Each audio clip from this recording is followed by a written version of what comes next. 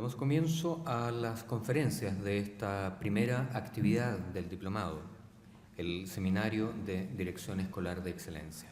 La primera conferencia de esta mañana se titula Dirección y Liderazgo en Organizaciones y será realizada por el profesor Nicolás Makhlouf, quien es ingeniero del Massachusetts Institute of Technology, MIT, profesor de la Escuela de Ingeniería de la Universidad Católica.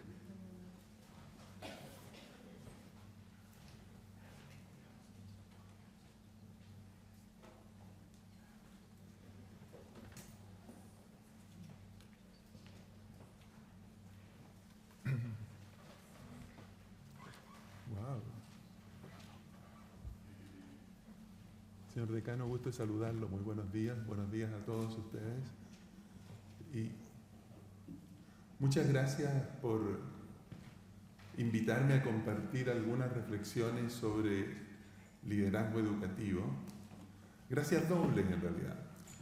Gracias dobles porque yo no vengo del mundo de la educación como ustedes vienen. He sido profesor por 40 años en la universidad, así que soy del mundo de la educación también. Pero no de este mundo de la educación. Soy ingeniero por formación y soy profesor de la Facultad de Ingeniería. Así que les agradezco que me admitan para compartir con ustedes algunos puntos. Pero la verdad es que a lo largo de un largo trecho de mi vida académica y de mi vida profesional, he estudiado gestión, los temas de gestión. Me he fascinado con los temas de gestión. He estudiado entre ellos el tema de liderazgo y he aprendido más de alguna cosa de liderazgo que ojalá tenga la capacidad de transmitirles sobre lo que es el liderazgo. Y no tiene una única cara. Y además me atrevo a contarles, a decirles algunas pocas cosas, porque la verdad es que hace casi 30 años o 30 años atrás también empecé a trabajar en el sistema educacional y montamos desde la universidad lo que hoy es el CINCE. Tomó unos 10 años hacerlo. O sea, he estado interiorizado, hicimos investigación en esos temas. Después me cansó, ¿no? Les confieso que me cansó el sistema educacional por esta dificultad que hay en la transformación, por este cambio que hay que tener perseverancia y paciencia para poder lograrlo. Me cansó e incluso le pedí a otro profesor que siguiera con el proyecto. Bueno, muchos años después, hace unos 5 o 6 años, también he vuelto a hacer otros trabajos de investigación y les quiero incluso mostrar uno de ellos en esta presentación. Esas son las ideas. Y el liderazgo, déjenme partir diciéndoles, ciertamente lo que dice ahí es un factor crítico. Yo le he dicho a mucha gente, sí, la educación es tan compleja, tiene tantas cosas que se pueden cambiar, pero si yo tuviese que elegir solo una, que nunca es aconsejable verse enfrentado a ese tipo de decisiones, pero si tuviese que elegir una, elegiría el liderazgo. Elegiría el liderazgo porque es como la levadura. Ustedes pueden transformar a sus propios profesores, a su colegio, a sus apoderados, a través de esta pasión del líder. Y hacer liderazgo, yo creo que el decano nos mostró algunas formas de entender el liderazgo. Yo ojalá pueda mostrarle otras más, digamos. Y no se queden ni con las de él ni con las mías. Ustedes tienen que descubrir lo que es el liderazgo. En los temas de ciencias sociales, es tan difícil encontrar cuál es la respuesta a estos problemas que nos acucian, a estos problemas que nos desafían. Por ejemplo, para que ustedes me entiendan, ustedes se dan cuenta el énfasis que tenemos que tener en lo formal del sistema educativo, en la losa y en las reglas que existen. Y yo de pronto digo, cuando yo soy profesor, y que lo soy, digamos, no me importan tanto las reglas, no es que viole las reglas, sino que me importa la exigencia que yo mismo me hago. Es la conciencia que tengo de alcanzar un nivel de excelencia el más alto que pueda. Y cuando no lo logro, hasta me da pena de lo que pasa. Cuando ustedes tienen, por ejemplo, liderazgo instruccional, ustedes van y observan al profesor y se dan cuenta de que hay cosas que podría hacer mejor. ¿Cómo lo hacen? ¿Van? ¿Le dicen que tiene que hacer mejor? ¿O le ayudan a que el profesor descubra? O a lo mejor no le dicen nada. A lo mejor lo único que notaron es que había como una falta de pasión en lo que hacía. Y lo que tendrán que hacer no será tan solo hacer que este profesor o profesora descubra la pasión de la enseñanza por la nobleza del objetivo de la educación, se vuelva a encantar y a seducir por lo que es la educación, más que decirle cómo pasar la materia. Eso les quiero decir de los caminos del liderazgo. Tiene formas misteriosas, por así decirlo, o más que misteriosas, variadas de expresarse. Como el rector recordaba, yo acabo de escribir un texto que pone como subtítulo de lo formal a lo sutil. De lo formal es esta forma de gestión que nosotros aprendemos en ingeniería, que se basa en las ciencias, en las matemáticas, en los modelos. Y lo sutil, por el contrario, se funda en las relaciones de personas, en las ciencias sociales. Se funda en lo que nos pasa en nuestro interior. Se funda en la ética, en la responsabilidad que nosotros tenemos frente a nuestros estudiantes. Son formas ambas muy valiosas, poderosas y distintas de entender la gestión. Valiosas y poderosas y distintas de entender en particular, por ejemplo, lo que es el liderazgo y en particular más todavía el liderazgo educativo. Déjeme, voy a partir pasando muy rápido unas transparencias que ya no están ni siquiera muy nuevas, que están superadas, que la situación es mejor de la que se muestra, pero que son estas premisas contra las que estamos luchando. Son si me permiten decirlo así, son los animales que queremos derrotar, ¿no? Lo que queremos vencer. Entonces voy a partir, son 6 puntos en esta presentación. El primero es en el desafío, y esto bien rápido porque lo hemos escuchado 1000 veces, pero hay que recordarlo para que no se nos olvide, ¿no? El primer tema es saber que la educación es nuestro talón de Aquiles y que realmente es una tarea prioritaria del país. Y por eso que me alegra tanto que haya un grupo tan grande de personas que estén diciendo: esta es mi tarea, esto es lo que yo quiero hacer. Y van a contribuir a levantar, por ejemplo, estas deficiencias en educación que, por ejemplo, a nivel país nos coartan la capacidad de competir. ¿Saben lo que significa eso?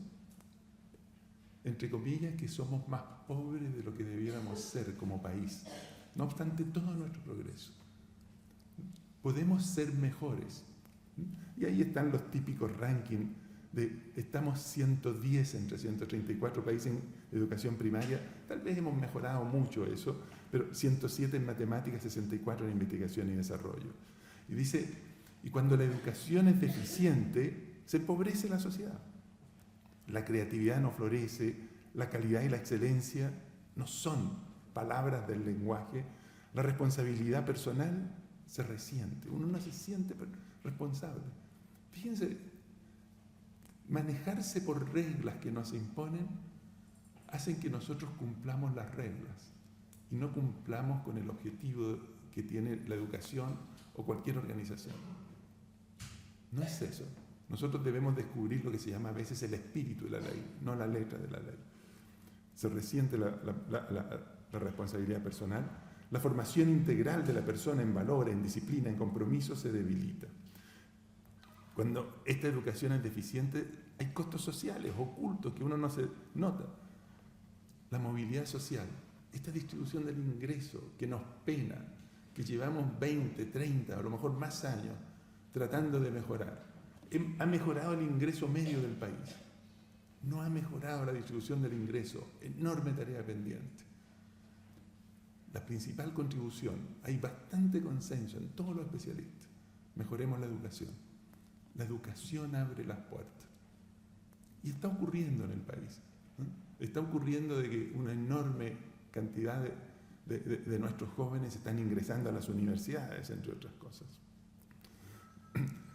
Se forma personas con baja autonomía y pobre autoestima, que tienen una mayor probabilidad de entrar al círculo vicioso de la pobreza, por ejemplo, con su desesperanza aprendida. O peor aún, de la marginación, la violencia y las drogas, con su resentimiento por las bajas posibilidades que se le ofrecen en la sociedad. Bueno, estos son temas, digamos, y hay costos económicos gigantescos cuando la educación económica es deficiente, ¿no? De la empresa, y desde el punto de vista económico, por ejemplo, no se alcanzan niveles de productividad. ¿Ustedes saben lo que significa productividad? Se los digo en sencillo. Cuando uno es productivo, tiene derecho a aspirar a mejores remuneraciones. Si tenemos personas que no son capaces de generar el producto, la empresa no les va a poder pagar. Porque si les paga, se queda fuera de mercado, los chinos vienen. ¿Qué tenemos que hacer? Todos queremos levantar los ingresos de nuestro país, que son insuficientes para una proporción muy alta de la gente. La forma de hacerlo, productividad.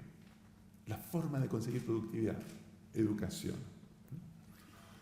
Bueno, se afecta negativamente el ingreso y el bienestar de las personas y aumenta la cesantía y la dependencia del Estado. Estos son los temas, primero, para recordar por qué yo me alegro tanto de que haya un grupo tan numeroso como ustedes que diga: la educación es nuestro desafío, es nuestra bandera, hagamos lo que podamos por mejorar la educación. Son muchos los bienes que se generan. Esa es primera premisa. La segunda premisa típica, lo dijo el decano, hemos avanzado en cobertura y en años de escolaridad, y la calidad todavía nos falta, aunque las últimas pruebas PISA nos dicen que estamos progresando, ¿no? Está bien, pero nuestros logros son aún insuficientes. Entonces, y ahí hay algunos datos que no son muy nuevos, de la población que se gradúa en la educación media, cómo ha avanzado la cobertura, pero cómo la calidad se ha quedado, son mejores los datos hoy día que estos que yo tengo en la transparencia. Pero igual tenemos el desafío de la calidad, ese es el punto. La tercera premisa, esta es una cosa terrible en cierto modo. Es difícil, en gran parte por la inequidad del sistema. Cambiar la situación actual es difícil por la inequidad del sistema. Y ahí una especie de desesperanza. Es que mientras no mejore la situación económica, no va a mejorar la educación. Es como un círculo vicioso. Necesitamos la educación para salir de la situación socioeconómica desfavorecida, pero la situación socioeconómica es determinante en el logro de la educación. Tenemos que romper ese círculo vicioso. Hay que romper ese círculo y hay que permitir, digamos, que no sea el nivel socioeconómico de la familia el factor condicionante del desempeño escolar. El autor que citaba el decano, Kenneth Leibowitz, dijo una cosa que a mí me pareció iluminadora. Me dijo: un sistema educacional, vamos a saber de que está bien cuando esta correlación que es tan fuerte entre el nivel socioeconómico y el desempeño de los estudiantes deja de ser relevante. Y cualquier niño, independiente de su situación socioeconómica, puede alcanzar los más altos estándares de desempeño. Ese es el desafío. ¿Cómo le enseñamos incluso? ¿Cómo le despertamos la imaginación y la pasión por aprender? La motivación por la educación, por su propia educación, a los niños más desfavorecidos del país. ¿Cómo les enseñamos que la pobreza no es un estado en el que tienen que permanecer toda la vida, con esta desesperanza aprendida de la pobreza? Como me decía un empresario que hablaba con sus trabajadores y le decía: ¿y por qué ustedes no hacen el empeño? Le decía, perdón la expresión que no es muy elegante, decía: es que estamos jodidos, jefe. No importa lo que hagamos, vamos a permanecer siempre en esta condición. En todo caso, esa empresa en particular es una historia de éxito, porque este empresario no se conformó con la respuesta y les puso apoyo psicológico, sociológico por un par de años. Esa gente la transformó en los trabajadores más productivos del mundo en su rubro, y en consecuencia mejoró su remuneración, y tienen casa y tienen autos y cosas. Yo creo que eso se puede vencer, el círculo de la pobreza y la desesperanza aprendida, pero la premisa es que hoy estamos atrapados por él. Y ahí hay algunos datos de los muchos que hay, desde el nivel alto al nivel bajo, los que logran el nivel avanzado en el CINCE. Entonces, se dan cuenta, 65% en el nivel alto, 10% en el nivel bajo. Son muchos de este tipo de estadísticas que uno puede mostrar. Cuarta premisa, ya lo sabemos. ¿Cuántos años estamos haciendo esfuerzo por mejorar la situación? ¿Cuántos años? Y si fuese fácil el problema, ¿ustedes creen que ya no estaría resuelto? Es que no se resuelve porque es difícil. Entonces tengamos paciencia, perseverancia, sigamos adelante y hemos progresado, no hemos estado estancados. Si miramos hacia atrás, podemos estar contentos con el logro. Si miramos hacia adelante, el problema es que nos falta tanto camino por recorrer. Ese es el tema. Entonces, no hay soluciones fáciles por el tamaño enorme, millones de alumnos, unos 200.000 profesores, 10.000 establecimientos, una enorme diversidad en todo el país, ¿no? Está las realidades familiares, socioeconómicas, en los distintos lugares del país, desde la educación en Santiago o en Temuco es tan distinta. La educación científico-humanística y la técnico-profesional. La técnico-profesional para mí está dejada en la mano de Dios y la encuentro tan relevante y ha ido perdiendo en importancia. Y ahí también me fijo en particular porque les he dicho yo a las empresas que debieran tener responsabilidad, asumir responsabilidad en esa educación, contribuir a mejorar esa educación. En fin, y ustedes ven las estructuras de propiedad y la gran participación de distintas organizaciones como órdenes religiosas, fundaciones, etc. Entonces, diversidad del sistema. Esto es bien relevante y a lo mejor no les gusta que se los diga, pero es la pérdida del prestigio social de la profesión de educador en Chile. Y esto no es bueno y tiene que recuperarse. El profesor, como en los tiempos antiguos, tiene que estar al lado del alcalde, por así decirlo, en su prestigio, ¿no? Y lo que nos pasa al ocurrir esto, nos pasa que no hemos logrado atraer a los mejores estudiantes, y lo dijo el rector, queremos que estén en el tercio superior en atracción de estudiantes. Obviamente, con los esfuerzos que se están haciendo a nivel país, esto ha mejorado algo. Todavía insuficiente, tenemos que seguir. ¿Y saben por qué? Porque es tan difícil ser un maestro. ¿Qué es un maestro? Quien forma al alumno, no solo intelectualmente, sino también moralmente. El maestro es como un ejemplo, es un modelo para el estudiante. Y el tema, digamos, la pena es que ahuyenta a las personas cuando el propósito de la educación es uno de los propósitos más nobles que hay en ocupaciones, en el trabajo. Es la nobleza del propósito, que es enseñar, que es formar intelectual y moralmente a la gente, ¿no? Debiéramos atraer a los mejores talentos, pero esto no está ocurriendo y estamos intentando, como país y como universidad, el que ocurra. Fíjense, estas son estadísticas que he tomado también de presentaciones muy conocidas, ¿no? Pero en Corea o en Finlandia, a mí me sorprendió una vez que escuché la presentación de Finlandia, que aparece como el país más destacado en lo que ha logrado en su sistema educacional. Fíjense el prestigio social de la profesión. Dice, por cada vacante que hay en la universidad de profesor, había 10 postulantes. 10 postulantes. Y por lo visto en Corea parecen haber 20. O sea, no nos pasa eso, nos tiene que pasar. Es lo que significa ser profesor en estos países y el logro que se consigue entonces en términos de desempeño del sistema. Y la quinta premisa es que la educación es tarea de todo y no es solo de los directores, de los profesores o de los actores directos del sistema educativo.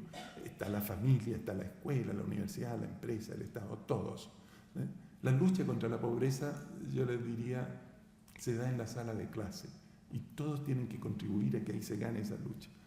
Y no hay soluciones mágicas. Por eso a mí no me gusta mucho el sobredefinir lo que tienen que hacer directores o sobredefinir lo que tienen que hacer profesores. Denles espacio, denles libertad de hacer cosas, denles responsabilidad.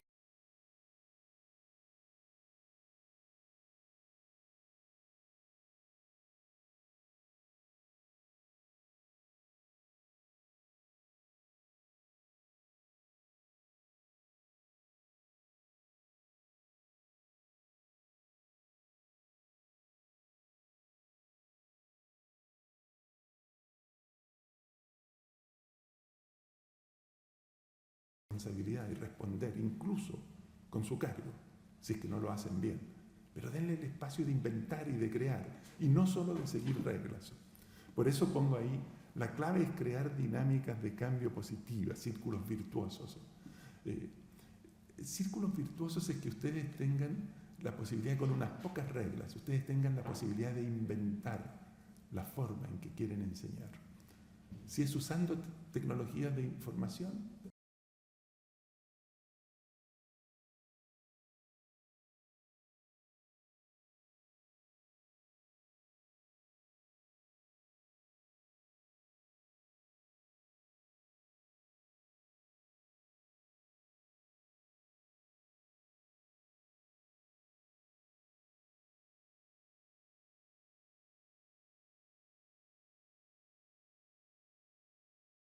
las TIs, úsenlas.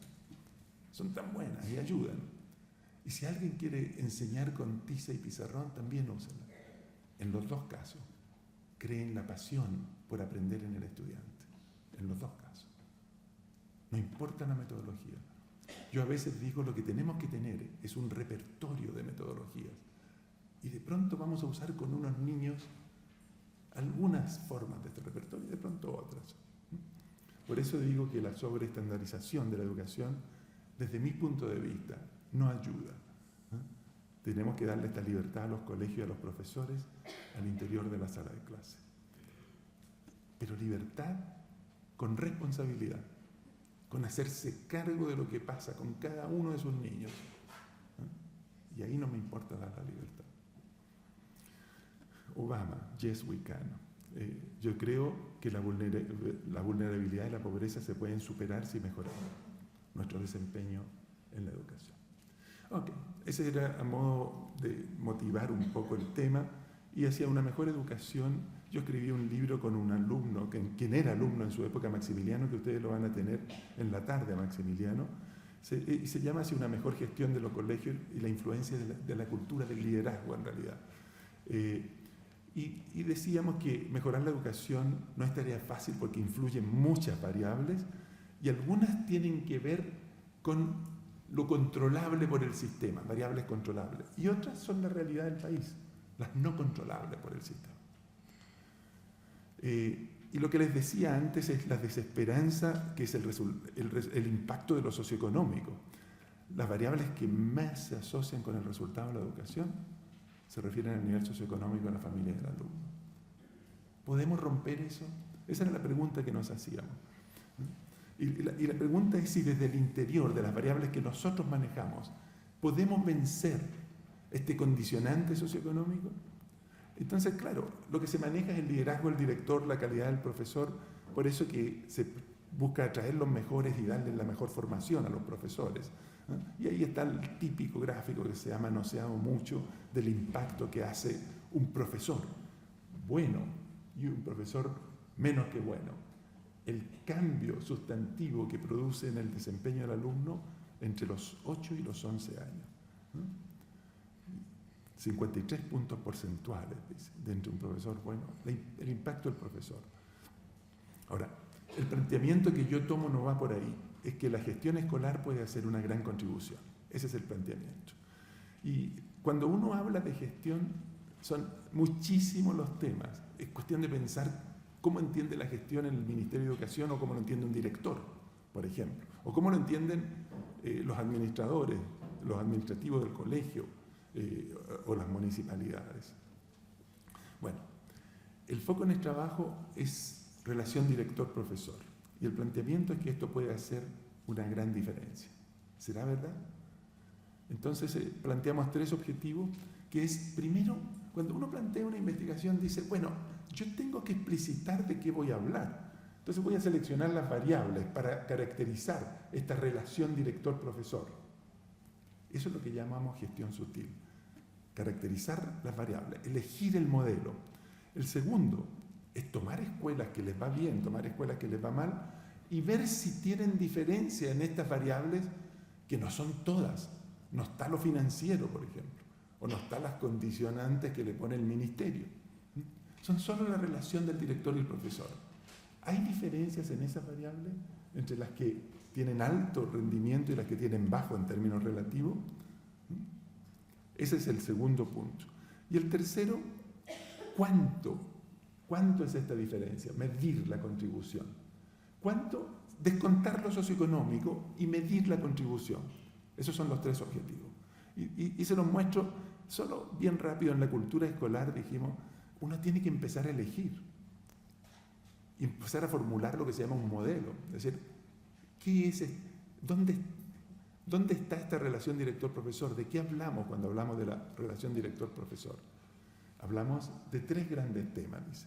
El ambiente de trabajo, lo que la escuela hace y la intimidad del profesor.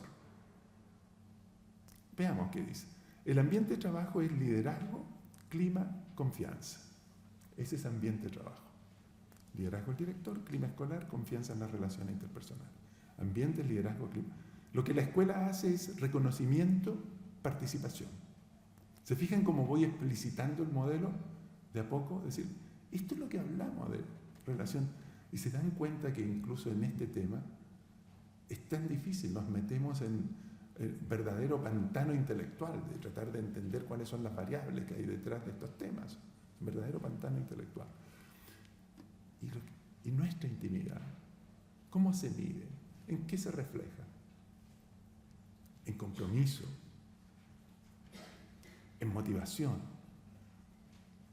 en que estoy contento, en satisfacción, en mi disposición a participar y brecha que no quiero profundizar para no seguir. Y aquí está ya el modelo pintado, ¿eh? Si ustedes lo miran allá arriba, ahí dice liderazgo, el ambiente, clima, confianza, y empieza el modelo a explicitar un poco más lo que es liderazgo, lo que es clima, lo que es confianza, las percepciones del docente, la intimidad del profesor, lo que la escuela hace, reconocimiento, participación, compromiso, motivación, satisfacción, disposición. Y eso es rendimiento y hay otras variables que son condicionantes de este rendimiento. Este es el mundo. Fíjense, los voy a asustar ahora. Los voy a asustar porque uno tiene que seguir explicitando. Y dice, y llega y dice liderazgo, ya, está bueno. Pero solo les quiero mostrar que cuando uno hace un trabajo, trata de profundizar y llegar eventualmente a las preguntas del cuestionario, de lo que hay ahí, ¿no? Entonces, ese es el trabajo, y hubo una parte empírica, hubo un par de muestras de dos alumnos, Maximiliano, que lo van a ver en la tarde, es uno, Lorena Espinosa, otro, 2007 y 2008, tienen ciertas características las muestras, y les voy a mostrar algunos resultados, porque esto es lo interesante. Pero les quería mostrar en este desarrollo intelectual que hay detrás de una formulación de un modelo, para entender un trocito de lo que es la educación. Importante trocito, pero un trocito. La caracterización de la cultura, algunas conclusiones nomás. Dice, aquí abajo está, los docentes perciben a un director amable, pero que no es eficiente en su gestión. ¿Y por qué se nota? Porque habían algunas preguntas, no las alcanzo a leer desde acá, pero dice, el director es amistoso y amable con los docentes, y en amarillo está mostrado de que están de acuerdo con esa aseveración, y hay otra similar. Y en cambio, el director define estándares de desempeño claros, desafiantes y alcanzables para los profesores. Están más bien en desacuerdo. Entonces, lo ven bien como amable, pero poco eficiente en la gestión. Ese es un tema. Ustedes van a ser directores, ¿quieren ser solo amables? Hay que ser amables, sin ninguna duda. Pero ¿cómo se es además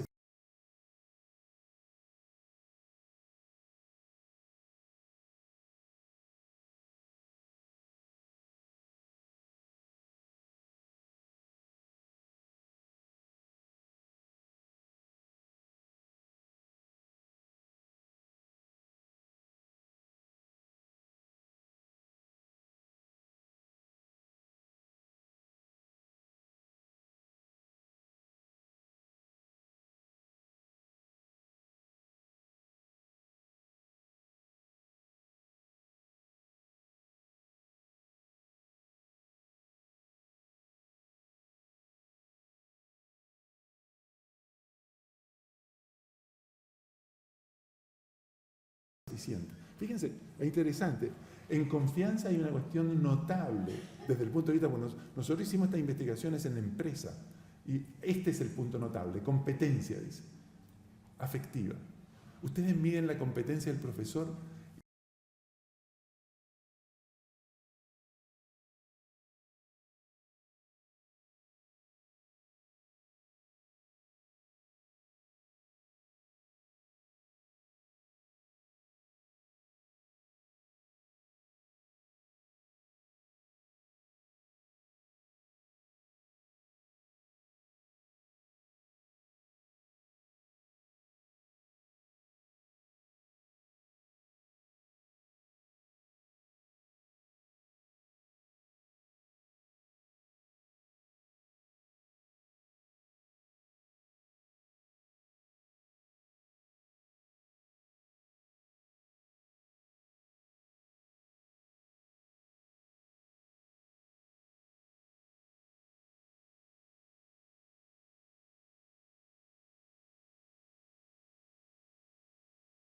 Y la confianza tiene una dimensión cognitiva, racional.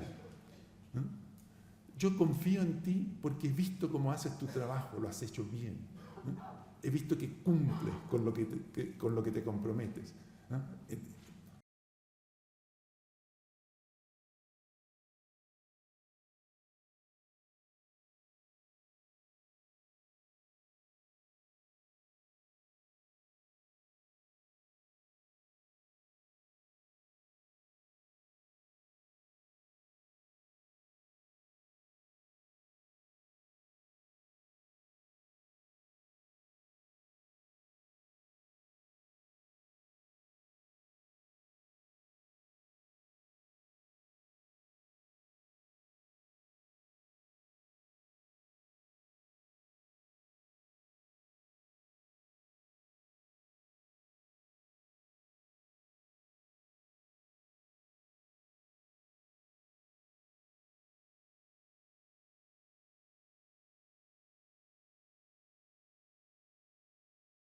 Entonces tengo confianza en ti por cómo haces tu trabajo.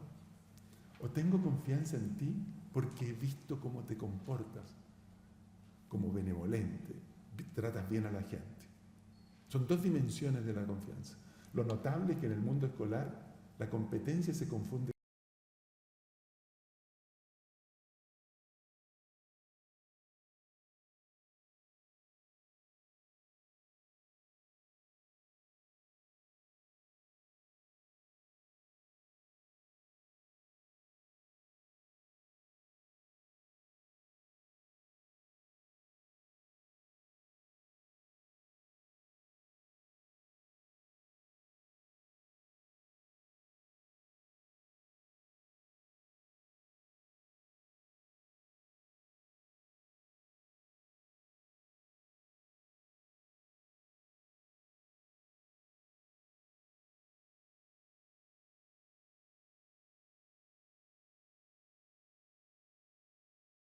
con lo afectivo y por eso decimos en las escuelas chilenas la confianza está más basada en lo afectivo. Es el cariño más que la evaluación del desempeño. Y esto se refuerza con otro análisis estadístico.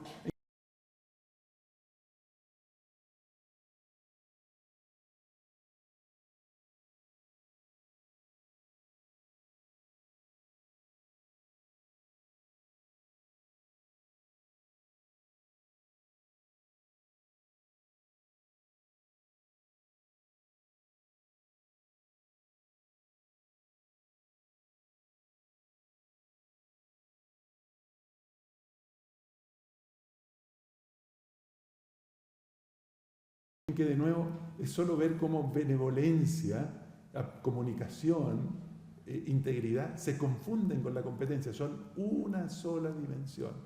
Y por eso es reiterar lo anterior. En la confianza entre el director y sus profesores no se distingue la razón del afecto.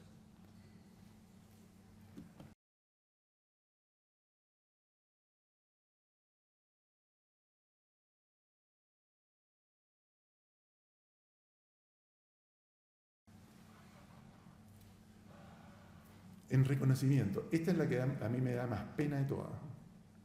Uno toma todas las variables de la investigación, y llega, reconocimiento es la última, la peor evaluada. ¿Y qué dice el profesor? El reconocimiento del director es la dimensión peor evaluada por los... No sienten que los reconocen. No solo eso, sin mostrarle ya las preguntas a ustedes de dónde salen esta conclusión, los docentes sienten que sus logros no son reconocidos. Peor aún. El reconocimiento no depende de la calidad del trabajo.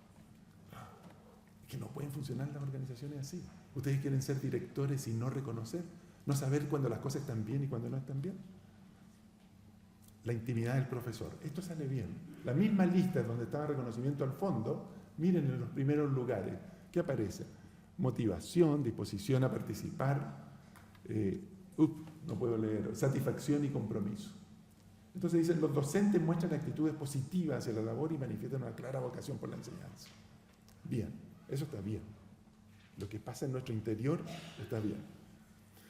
Entonces, además, en la intimidad del profesor, el compromiso es con el trabajo del profesor. Y esto es una sorpresa. Esto es mucho más alto que con el establecimiento. ¿Están comprometidos con el establecimiento? ¿O trabajan en 5 establecimientos distintos y van de un lado a otro? Y el establecimiento para ustedes es lo de menos. Es un lugar donde se gana la vida uno. Pero no están comprometidos con la institución. Bueno. Y si nosotros como profesores de la universidad no estuviésemos comprometidos con la institución, sería raro. A veces dicen que tenemos la barra celeste cruzada en el pecho, digamos, de tanto tiempo que llevamos en la universidad. Pero ese es el compromiso con la institución. Bueno, lo que diferencia escuelas de alto rendimiento, el segundo objetivo, es tratar de entender dónde está la clave. Y la clave está en estos 4 puntos rojos. Énfasis académicos, en la compromiso y en participación, en la toma de decisiones. Déjenme, hay otras transparencias que reiteran estos puntos, así que voy a avanzar. Dice, aquí está la clave, dice.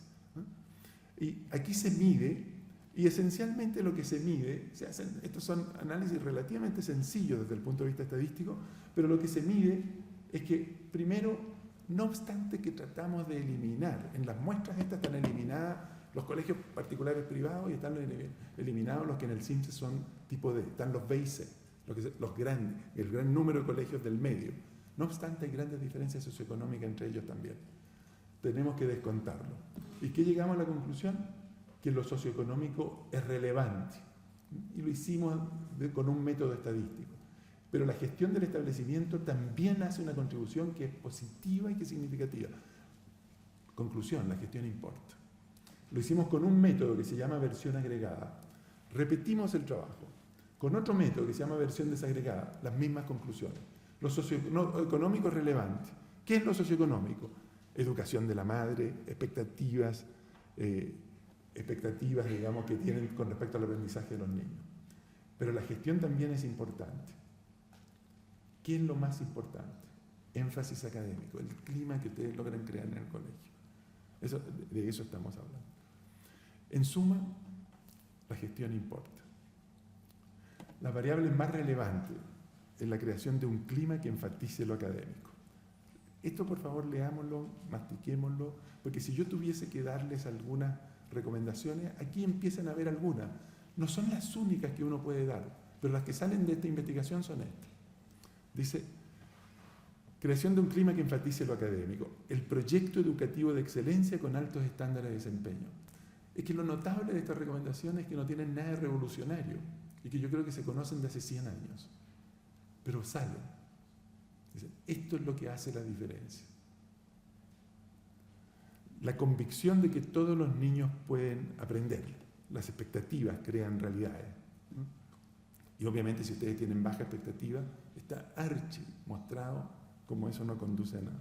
Y la capacidad de los profesores para motivar a sus alumnos por el aprendizaje, despertando su interés y su entusiasmo, despierten pasión en los niños.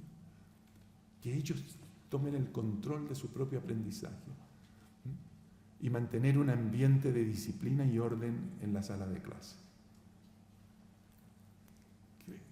¿Volvemos a descubrir que la disciplina es importante? Pero de nuevo, ¿cómo es esta disciplina? ¿Es una disciplina impuesta con mano de hierro? ¿Eso es una disciplina por el arrobamiento que ustedes logran en la atención de los niños? Elijan ustedes. Pero la segunda, así como esto a lo mejor es mucho más del director, la segunda es el compromiso del profesor con su labor como docente y con el establecimiento educacional. Y las oportunidades de participación, ciertamente, en temas de información. Ser parte de la aventura, lo dijo el decano por lo demás. No ser impuesto, ser parte de la aventura. Y aquí las formas de liderazgo a veces se distinguen como líder académico, el director, crear un clima escolar de excelencia. Líder administrativo, abrir las oportunidades de participación. Y lo que pasa en la intimidad, principalmente compromiso con su labor y con el establecimiento.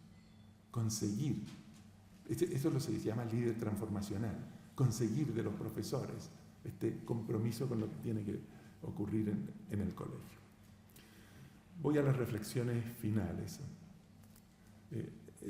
Reitero que la gestión importa y es muy relevante porque, no obstante que todavía cuando hacemos nuestros estudios, ustedes miden y dicen, es que 80% lo tiene, no sé, lo socioeconómico, y esa es la desesperanza. Es que nos dice, si no cambia lo socioeconómico no lo podemos hacer. A lo mejor 20% lo tiene la gestión, a lo mejor 20%. ¿Saben cuál es la diferencia? Pregunta, ¿cuánto tiempo demoran en cambiar lo socioeconómico? ¿20 años? ¿Quieren esperar 20 años para actuar? Segunda pregunta, ¿cuánto tiempo demoran en cambiar la gestión? Respuesta, mañana. Si ustedes quieren, mañana. En consecuencia, aunque puede tener menos impacto cuando lo medimos así, estáticamente, en un minuto del tiempo, esto puede dar 20 vueltas en 20 años y al final llega a tener la gestión un impacto que vence a las limitaciones de lo socioeconómico. Esa es la conjetura que yo saco de esta investigación. Y aquí es solo para decirles, cuando me dicen que es el liderazgo del director, no es tan solo. Es el liderazgo del director. El director tiene que jugársela entero, pero el otro dice, y el profesor tiene que jugársela entero. Esta es una conversación entre dos. Los dos tienen que jugar el partido. Los muchos en realidad, pero en la relación en los dos. Esto es lo que hace la diferencia. Y quiero terminar mostrándole lo que ya anunció el decano. Este es un libro que me tocó comentar cuando lo lanzó en Chile, la Fundación Chile, hace algunos años. Se llama Inquiring About Successful Leadership, pero está traducido al castellano. En cierto modo, ¿qué es lo que hay detrás del liderazgo exitoso? Y como les decía al inicio de mi presentación, no se queden con una visión del liderazgo. De hecho, el profesor Lightwood propone 4 visiones, por lo menos, que yo rescato en su libro. Y algunas de ellas, bueno, esto ya lo hemos visto, el liderazgo educacional tiene un impacto relevante, no obstante lo socioeconómico. Ya, segundo. Primera visión, la diferencia entre directores expertos y típicos. Yo vi esta tabla en el libro del profesor Lightwood, me fascinó. La copié aquí. Tienen que tener un pelo paciencia, ojalá que la podamos leer. Yo no la puedo leer. A ver, pero es que ¿saben lo que pasa? Yo vi esta tabla, esto está hecho en Canadá, no es Chile. Pero yo vi y dice, hay líderes, el liderazgo, la diferencia dice, los buenos directores, los buenos líderes son expertos. Los malos líderes no saben muy bien lo que hay que hacer. Y en consecuencia, él muestra las conductas de los buenos y no tan buenos líderes, muestra las conductas. Y de la tabla no es más que una descripción de las conductas. Y a ver, es que no puedo leer ni allá ni acá. Estoy complicado para ayudarlos. Pero algunos de los puntos. ¿Podré moverme algo? Ok, así nomás. Está bien, no hay problema. No hay problema. La interpretación del problema. Dice, fundamento para asignar prioridad, consecuencias para la escuela y para el desarrollo académico de muchos alumnos. ¿Qué hace el no experto? O típico lo llama, lo común. Dice, más preocupado de las consecuencias para sí mismo. ¿Y se olvidaron de la generosidad? Después, la dificultad percibida. Los problemas difíciles son manejables mediante cuidadosa reflexión. Dice, en este no experto, los problemas difíciles generan miedo y estrés. Dice, ¿cómo comprende el problema? Recoge información y proporciona una interpretación clara y global de los problemas. ¿Qué hace este? Elabora supuestos en vez de recoger información. Los temas irrelevantes tienden a nublar la interpretación. Encuentro fascinante esto. No, voy a terminar, ten tranquilidad, no te preocupes, queda poquito. Después, el uso de experiencias directamente relevantes con el problema y tiende a recordar experiencias difíciles más que exitosas. Dice, objeto de la solución del problema, pasa a un segundo tema. Esa es la interpretación del problema. Miren la diferencia de conducta, lo que nos pasa. Y a mí me fascinó la tabla porque yo empecé a ver muchas de las cosas que a mí no me gustan de los liderazgos, las vi aquí. Y dije, bueno, no estamos solos, esto es Canadá, esto es el mundo. Y son temas que nos pasan a lo mejor porque somos seres humanos y porque tendemos de repente a tener protección de nosotros mismos en vez de preocuparnos de los alumnos y del aprendizaje. Dice, preocupado por las implicancias para los alumnos y la calidad del programa, menciona con mayor frecuencia los objetivos relacionados con el equipo educativo. El foco de atención cambió hacia afuera, hacia adentro, hacia la protección de sí mismo. Dice, preocupado de entregar conocimiento a los apoderados, preocupado de que los apoderados estén felices, más preocupado por él, más preocupado por los sentimientos, más preocupado por los sentimientos. Lo mismo que detectamos en nuestra investigación, el afecto, mucho más relevante en la cultura escolar chilena. Y, en fin, siguen los temas, esta es la última parte de la tabla, considera principios, y estos son utilizados, los principios, los obstáculos, menciona pocos obstáculos ninguno, menciona más obstáculos, encuentra la forma de lidiar con los obstáculos. Los obstáculos constituyen grandes barreras. Es que no puedo hacerlo. Mira lo que estamos enfrentando, esto no depende de mí. Y rehuyo mi responsabilidad. Eso es lo que dice aquí. Utiliza una planificación previa, detallada, consulta ampliamente para obtener información específica. No le concede importancia a la planificación, consulta con menor frecuencia. Calmado, confiado en sí mismo. Terrible esto. Atemorizado. Estoy seguro que ustedes no son de este tipo de directores y no debieran serlo. Este director experto es un director que es capaz de llegar muy lejos, casi con la intuición, porque ha aprendido mucho a lo largo de su vida, porque se ha enfrentado a muchas situaciones difíciles. Ese es el director experto. Bueno, liderazgo efectivo basado en el logro del estudiante a través de pruebas fantásticas desde el punto de vista de investigación. Dice, oye, a veces medir los CIMSE que yo mismo ayudé a crear no es lo que importa, es medir el compromiso del estudiante con su propio aprendizaje. Eso es lo que importa. Porque a lo mejor hoy no lo está logrando, pero si está comprometido y está dispuesto a hacerlo, mañana les aseguro que lo logra. Entonces dicen, miden el compromiso. El liderazgo actúa indirectamente. Muchas veces se hacen investigaciones y se detecta que el liderazgo no influye. Es que el liderazgo no influye en forma directa, influye a través de las condiciones de la escuela, de la sala de clase, a través de esa palabra a los profesores, a través de este recorrido que hace el director por los pasillos y que entra a la sala y de pronto conversa y motiva a cambiar al profesor sin imponer. En la cultura educacional de la familia es el otro tema. Las buenas prácticas del liderazgo son lo que ya dijo el decano, establecer la dirección. Lo notable de estas prácticas es que yo soy estudioso de las organizaciones y de las empresas. Las tres primeras son idénticas, no tienen ninguna diferencia. Establecer la dirección, desarrollar a las personas, rediseñar la organización. Eso es lo mismo.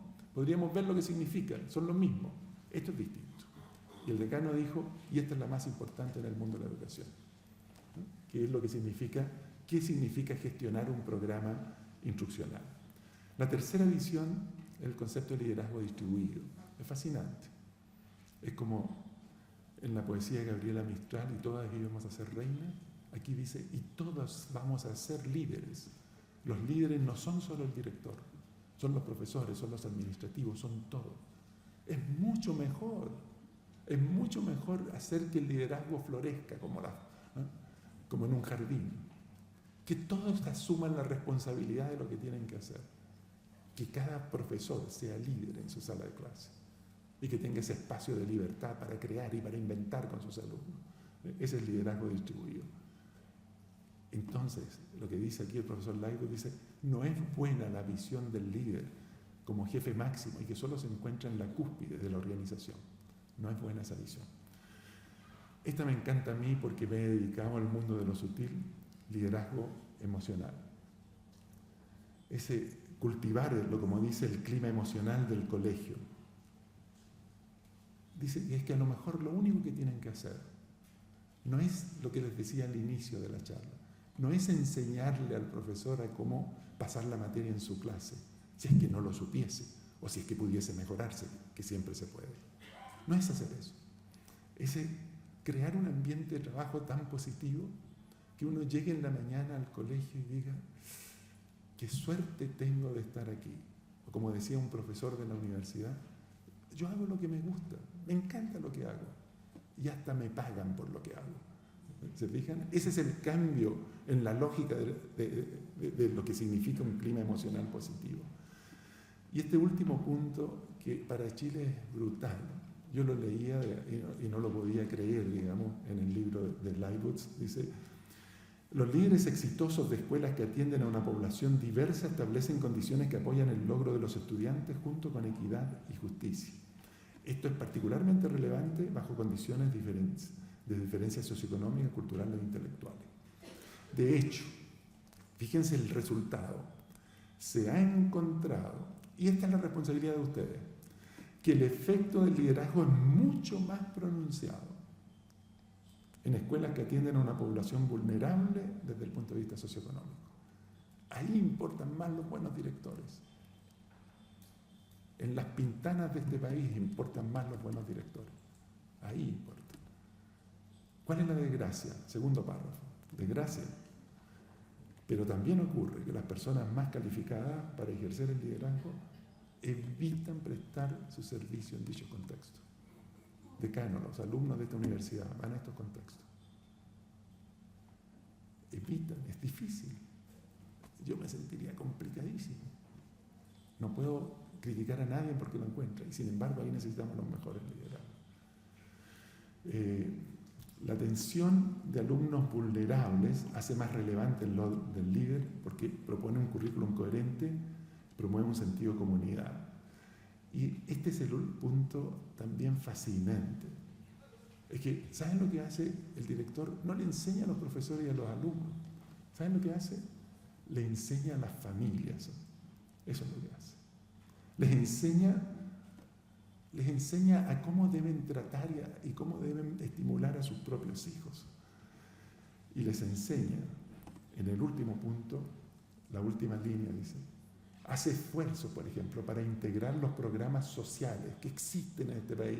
¿Ustedes saben que los programas sociales se usan poco? ¿Que la gente no los conoce?